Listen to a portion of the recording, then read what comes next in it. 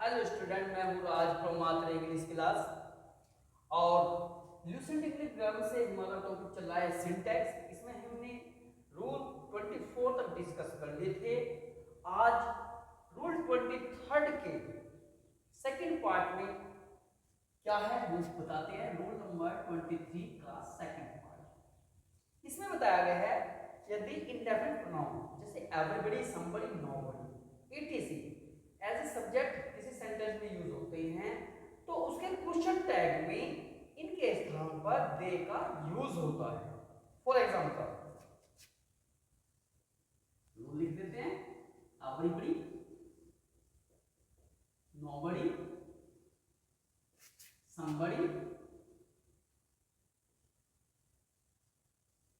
Anybody,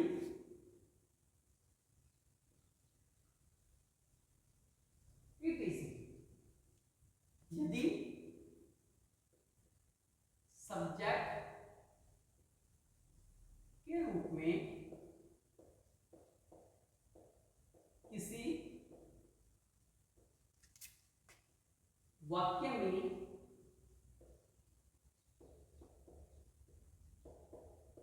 प्रयोग होते हैं तब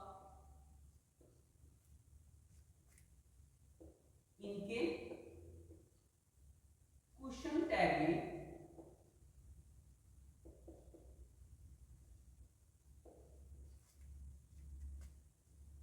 दे का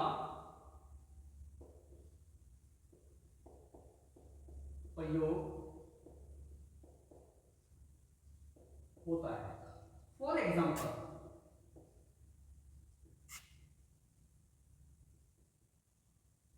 एवरीबडी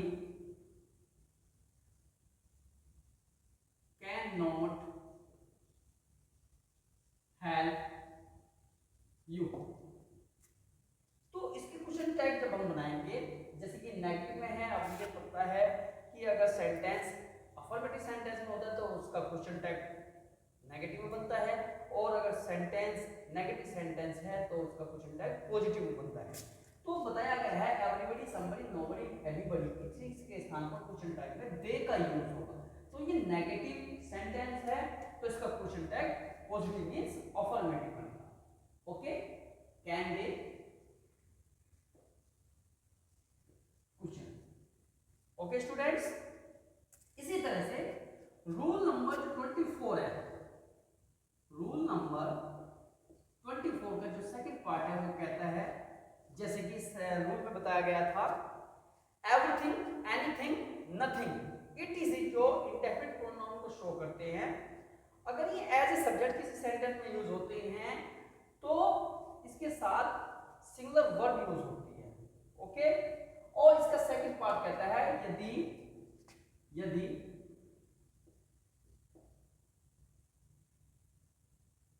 समथिंग, नथिंग, एनीथिंग जो कि इंडेफिनिट प्रोनाउन होते हैं, इटीसी यदि किसी सेंटेंस में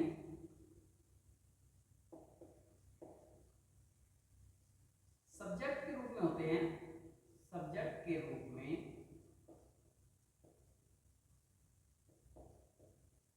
प्रयोग होते हैं तब इनके क्वेश्चन टैग में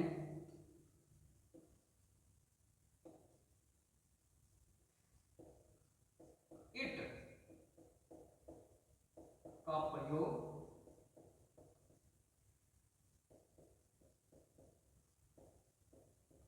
होता है। For example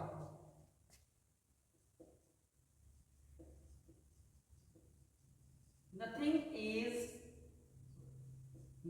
is there, full stop. देखिए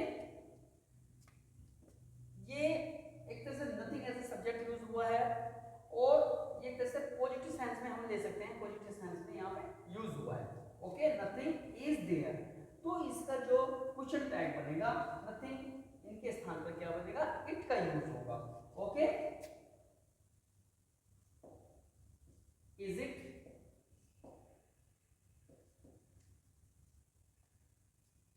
ओके स्टूडेंट्स। तो वैसे तो क्वेश्चन टैग का एक अलग से चैप्टर है, जब हम वो चैप्टर लेंगे तो थोरोली हम इसको रिवाइज करेंगे, एक एक पॉइंट को समझाएंगे अच्छी तरह से। और यहाँ पे केवल बताया गया है कि इनके साथ अगर क्वेश्चन टैग यूज होता है तो इनके साथ एवरीबॉडी, नोबडी, समबडी, एवरीबॉडी के साथ दे का यूज होगा, और समथिंग, नथिंग, एनीथिंग, इटीसी के साथ इट का यूज होगा।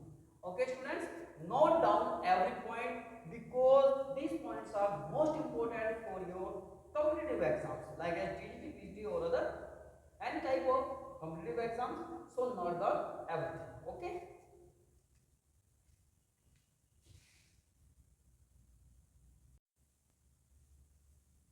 Rule number 25. Rule number 25. ये रूल क्या कहता है स्टूडेंट्स, यदि इंडेफिनिट प्रोनाउन वन किसी सेंटेंस में एज ए सब्जेक्ट यूज होता है तो इसके साथ हमेशा सिंगुलर वर्ब यूज होती है, और जो अन्य प्रोनाउन है इसके साथ वो क्या यूज होते हैं, one, ones and oneself. Okay, note करेंगे, यदि किसी सेंटेंस में वन एक सब्जेक्ट के रूप में यूज होता है, सब्जेक्ट के रूप में प्रयोग होता है, जो कि एक इंडेफिनिट प्रोनाउन है, एक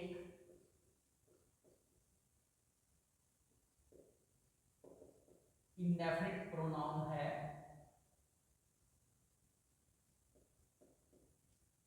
तब इसके साथ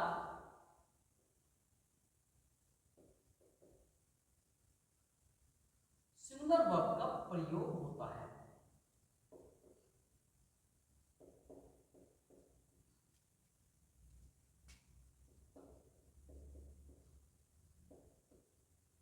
वह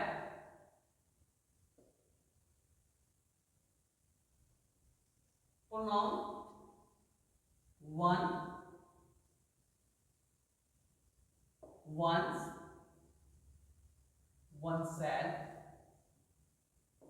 का प्रयोग ही होता है, न कि him, his, himself. So student, for example,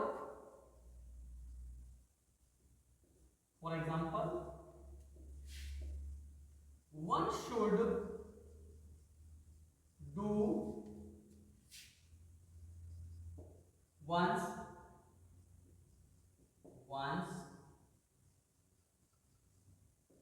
duty। देखिए यहां पे वन एज ए सब्जेक्ट इस सेंटेंस में यूज हुआ है।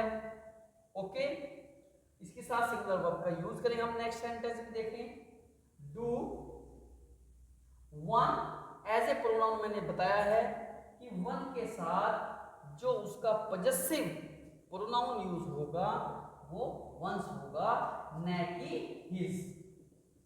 ओके, देखिए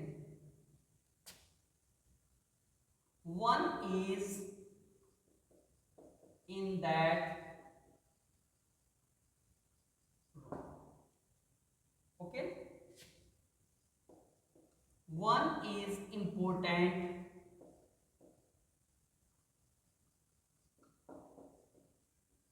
for this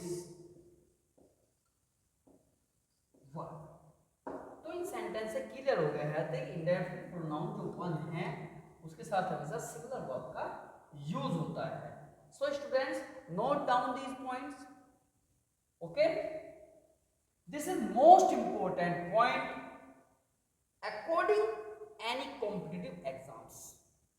कोई भी कॉम्पिटिटिव एग्जाम्स हो उसमें ये रूल जरूर आता है।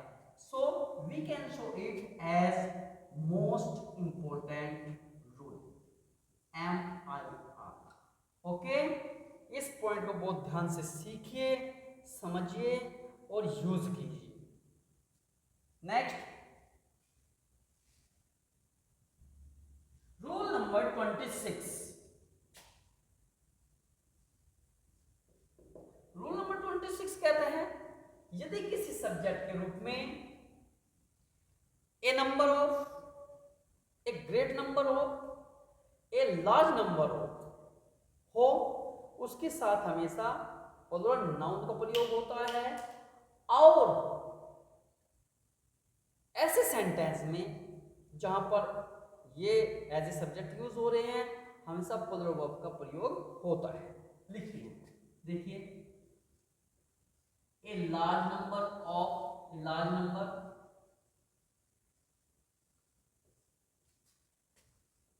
ए number of, a great number of,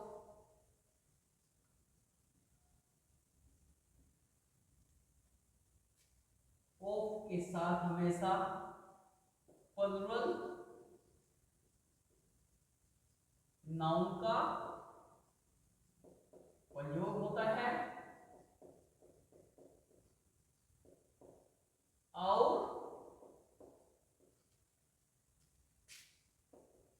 इसके साथ हमेशा प्लूरल वर्ब का प्रयोग होता है। For example, A large number of boys. देखिए, जैसे बताया था, ए लार्ज नंबर हो या ए नंबर ऑफ हो या ए ग्रेट नंबर हो और उसके साथ ऑफ हो, तो उसके साथ हमेशा प्लूरल नाउन का प्रयोग हुआ है। और इसके साथ हमेशा प्लूरल वर्ब का ही प्रयोग होगा। ए लार्ज नंबर ऑफ बॉयज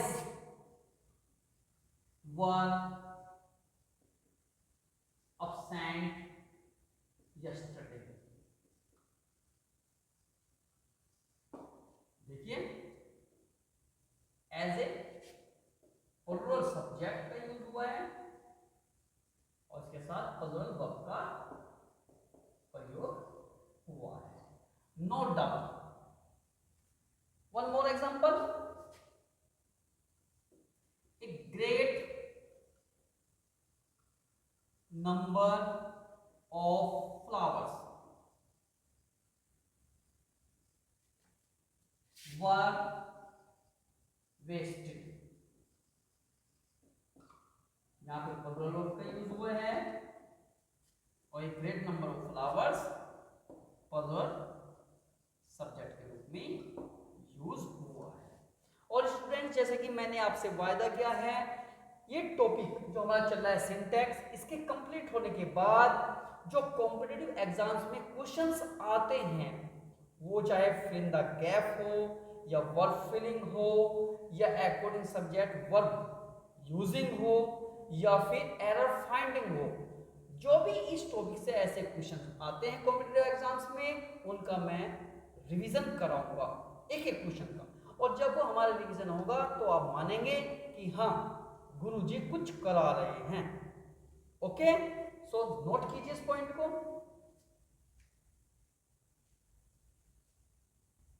अब वो रूल आ गया है जिसकी हम वेट कर रहे हैं, क्योंकि 25 रूल नंबर, जो 26 रूल नंबर और रूल नंबर 27 एक दूसरे को कोरिलेट करता है।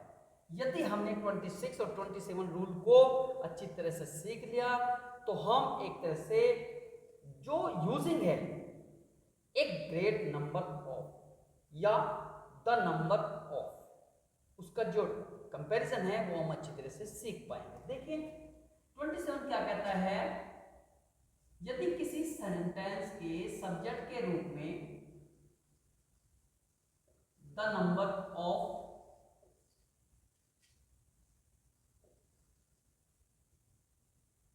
किसी सेंटेंस के सब्जेक्ट के रूप में द नंबर ऑफ यूज होता है तो इसके साथ हमेशा प्लूरल सब्जेक्ट नाउन का प्रयोग होता है, के साथ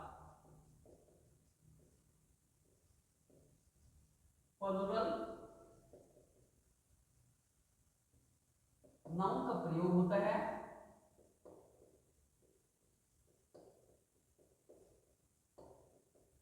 और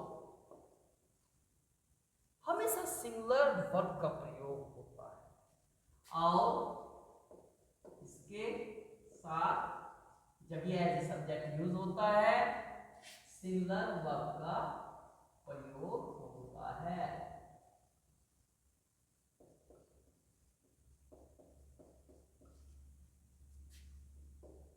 देखिए जो द नंबर ऑफ है इसके साथ हमेशा प्लूरल नाउन का यूज होगा और इसके साथ सिंगुलर वर्ब का यूज होगा। द नंबर ऑफ जब भी किसी प्लूरल सब्जेक्ट नाउन के साथ यूज होता है तो ये अनिश्चित संख्या का बोध कराता है। फॉर एग्जाम्पल देखेंगे द नंबर ऑफ इसके साथ प्लूरल नाउन होना चाहिए, boys in my class is.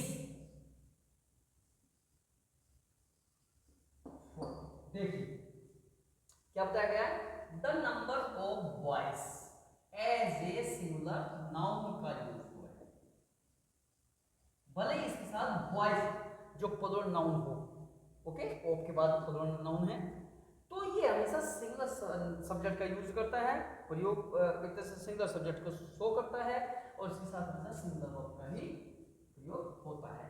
The number of boys in my class is 4। Okay next example,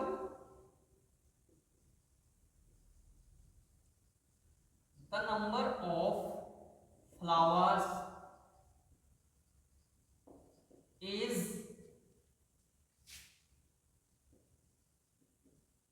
30। देखिए सिंगुलर सब्जेक्ट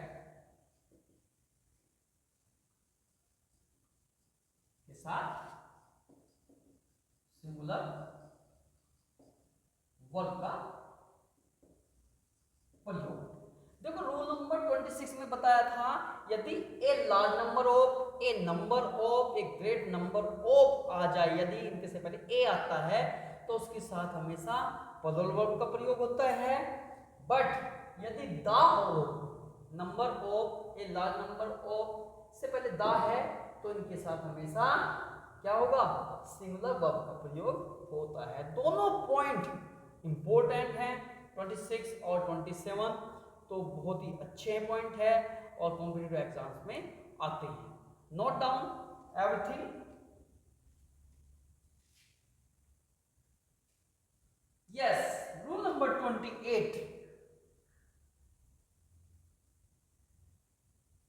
रूल नंबर 28 क्या कहता है स्टूडेंट्स, यदि किसी सेंटेंस के सब्जेक्ट के रूप में both several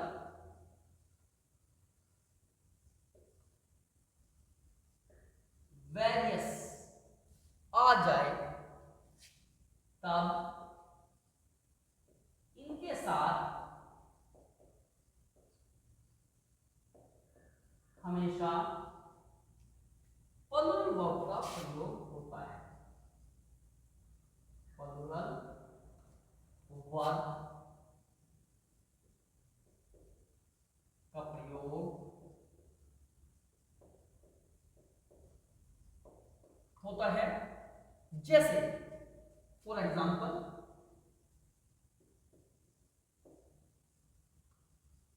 there are 2 girls in my flat।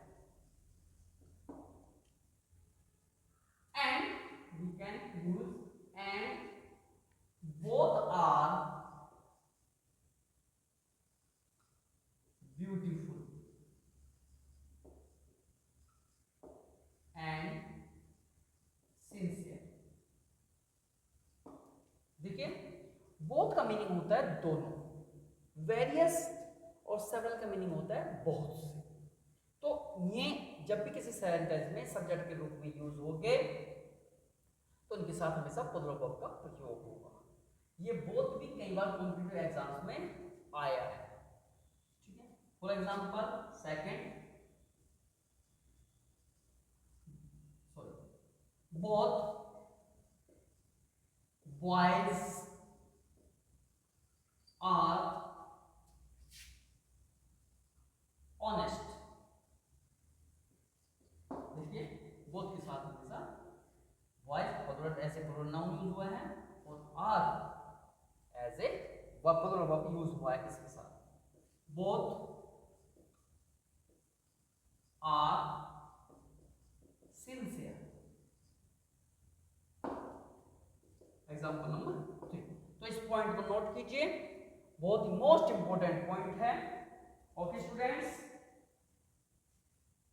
Rule number 29 से हम स्टार्ट करेंगे नेक्स्ट वीडियो में। अगर आपको मेरी वीडियो अच्छी लगती है, अगर आप 1% भी ये सोचते हैं कि ये वीडियोस जिसमें हम ये टॉपिक करा रहे हैं आपके लिए यूजफुल है, तो प्लीज इसको शेयर कीजिए, लाइक कीजिए, और मैं नहीं कहूँगा कि आप सब्सक्राइब करें क्योंकि वो आप पर डिपेंड है। ओके, अगर आपको लगता है कि मेरी वीडियोस आपके लिए यूजफुल है, बेनिफिशियल है, तो आप सब्सक्राइब करें ताकि जब भी मैं वीडियो आपको दूं तो आपको नोटिफिकेशन मिल जाए। Okay, thanks for watching this video, thank you very much.